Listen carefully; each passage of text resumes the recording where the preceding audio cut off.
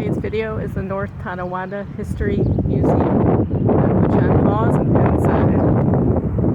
Okay, we're in the building. We're going to take a look around, see some of the sights, and see some of the history. Your journey begins here, just like the sign says.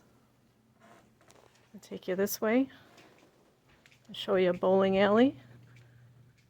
The building used to be a bowling alley, but they took out the rest of them and just left these two that are still operational today.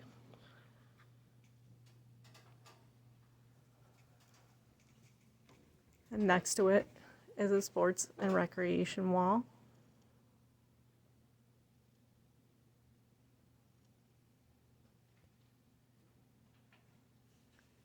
Behind it is a little more sports memorabilia. We're just getting the Wurlitzer in here because they were produced out here in the Tonawandas. I'll put you on hold.